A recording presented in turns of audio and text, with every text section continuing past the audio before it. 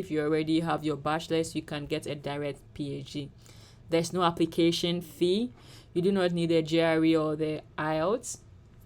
If you want to be considered for admission, if you don't get a scholarship, it's good to apply for both the university and the scholarship. But if without the scholarship you don't want to go, you just apply for the scholarship, you can get your family to join you. They will pay for your flight fare. So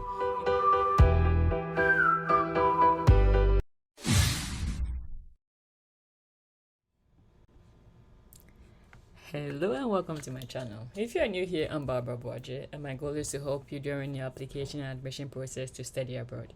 In today's video, I'm taking you all the way to Singapore. Singapore is a country in Asia. I know the first thing you're going to wonder is, Singapore, why should I go to Singapore? What's so fascinating about Singapore? But this is work I will leave for you to do. This scholarship is amazing. It covers almost everything. What you should do if you don't know anything about Singapore is to just go to Google and type Singapore. It will bring you everything you need. So it's famous for being a global financial center. There's healthcare free in Singapore. Singaporeans enjoy universal healthcare, but public healthcare is not free. So just take your time and learn about Singapore. But I think it's a great country, and this scholarship, it's amazing.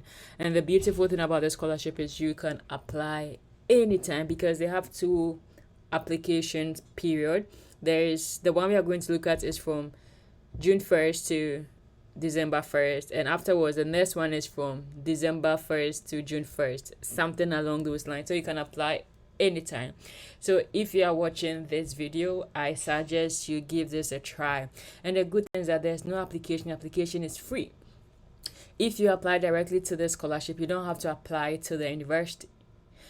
But the sad thing is, if you do not get the scholarship, you do not get admission to university. So you can do both. You can apply to the scholarship and apply to the university, so that even if you don't get one, you can still get admission to university. So I know I'm talking a lot. It's because there was so much good things I learned about this. And this scholarship is just for science and engineering, and it's for PhD. But the good thing is you do not need a master's. There is direct PhD. So if you have a bachelor's, you can apply directly. Even if you have a master's, you can still do so. So without wasting much time, let's go into it. So the first thing you do is to type Singa scholarship. It will bring you to this website. But before, I want us to look at the frequently asked questions. So you go to this portal and you click on this link. So let's look at the frequently asked questions. This is what the scholarship entails: full support of tuition fees. So they will take care of your tuition fee. A stipend of 2,200 per month. And when you pass your comprehensive, you'll be getting 2,700 per month. You get a one-time settling in allowance of 1,000 and a one-time airfare grant of 1,500. So they'll pay your tuition fee. They'll give you a monthly stipend. They'll give you money for flight ticket, and they will also give you money to move from your country to Singapore. I think this is amazing. So this is what the scholarship is offering. Now I know what is the catch, but let's look at the eligibility. So who can apply? This is only for international students for science and engineering. And this is an academic scholarship. So if you're applying for this scholarship, you need to really highlight on your academic excellence, good reports. Your referee should be solid. You should be fluent in English. So this is not for us. So let's look at, is there an age limit for single applicants? So there's no age limit, which is great. It's targeted for younger applicants. Mature applicants with relevant research experience will be considered. So that's great. You need a passport to apply for this scholarship. And it's only for science and engineering, unfortunately. If I've not completed my bachelor's, yes, you can still apply. Can I apply if I do not have the GRE? Yes, you can apply for Singa if you do not have the GRE. Of course, if you are invited for an interview, the selection panel will assess your command of spoken and written English during the interview. So this is also great. What are the English requirements to apply for Singa? Specifically, GRE required. are not mandatory for Singa applications. However, do note that you may be requested by the university to submit satisfactory scores as part of the university admission requirement. So this is something you should have in mind. So we've looked at the eligibility. Let's look at general. Why does Singa office offer a scholarship for a direct PhD program instead of the normal master's program followed by doctoral studies? Singapore institutions have adopted the international norm of admitting for graduate work leading to a PhD, students with a bachelor's degree. So, the students are expected to start with both coursework and research and work on research thesis. So, it's still like you still do it in 4 years, which is great, just like in the US. Will graduate students be more competitive than undergraduate? The success of the candidate for Singa will depend on the project submission and interview process. So, if you have a master's, it's okay, but it doesn't mean that you are going to get it, so don't worry about that. Will my university application be separately considered if I'm not awarded Singa? So this is what I talked about in the beginning.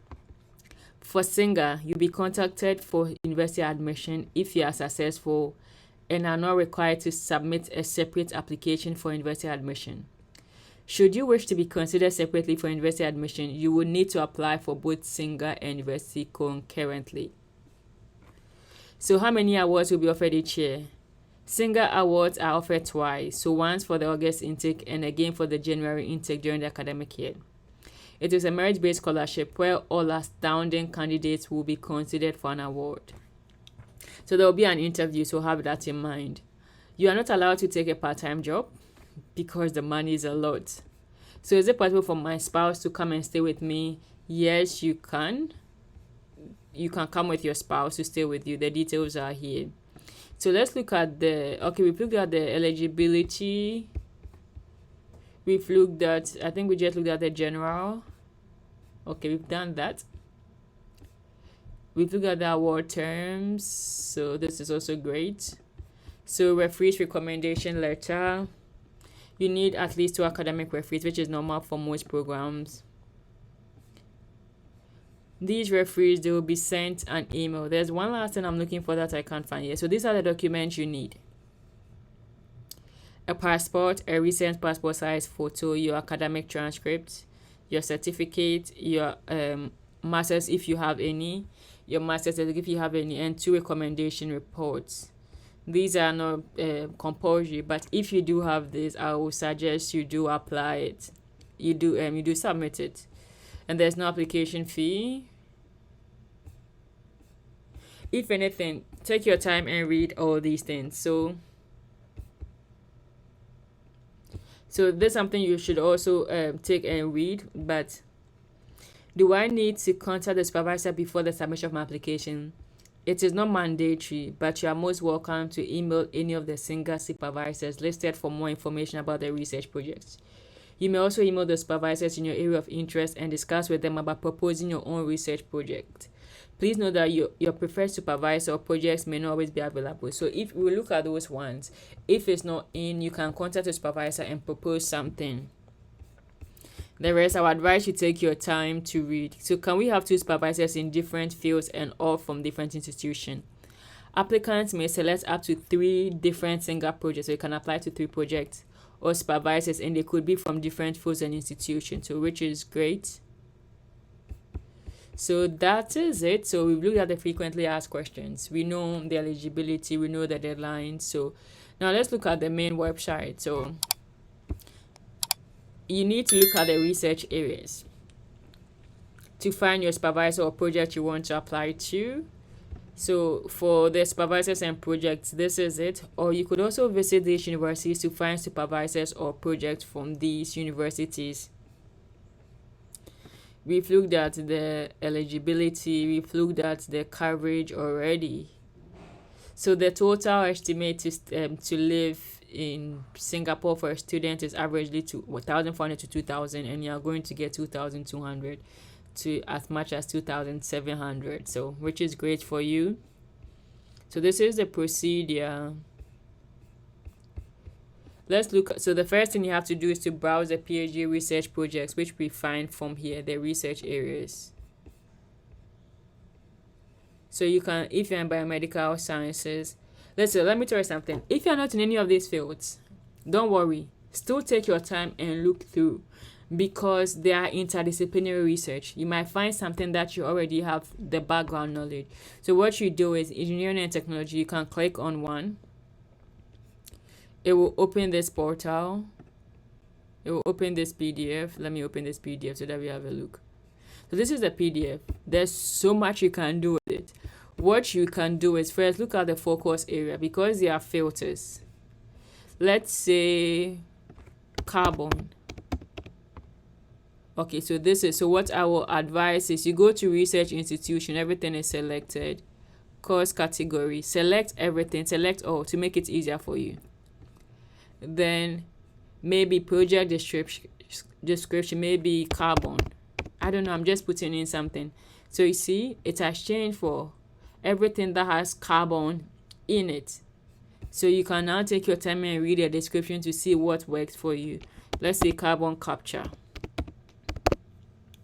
So I know that these two people that are working in carbon capture, you know what works in your field. Let me see concrete. Okay, new high performance concrete. So this is good for me because I work in concrete. So this is somebody. So once you choose a project that is lined with you, you can put their names in the forms. We will, in another video, will apply for it. I don't want the video to be too long. So this is how you use this database. You go to here,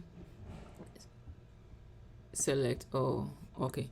You go to research institute, you select everything. You go to course category, select everything. Then now you start your search. So we've done that, we've looked at. So we've selected our project. So the first thing they said we should do. Okay, no, this is a frequently asked question. So the first thing is to browse research PhD projects. So we've done that.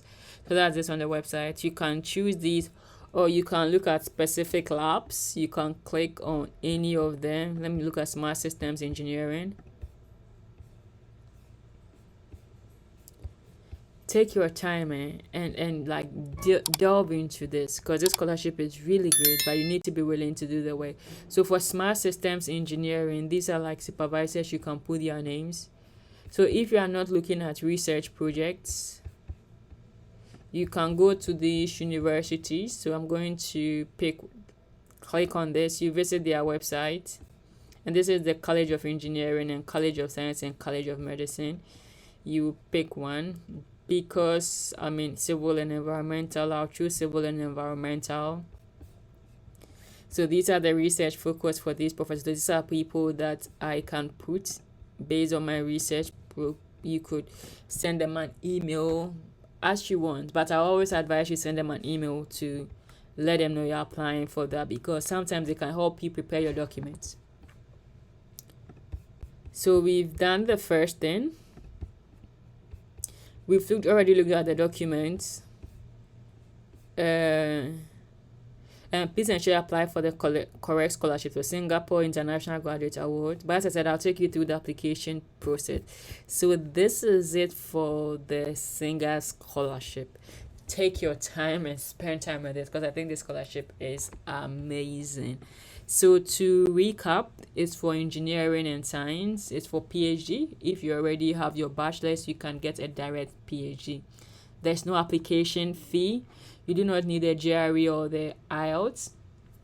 If you want to be considered for admission, if you don't get the scholarship, it's good to apply for both the university and the scholarship.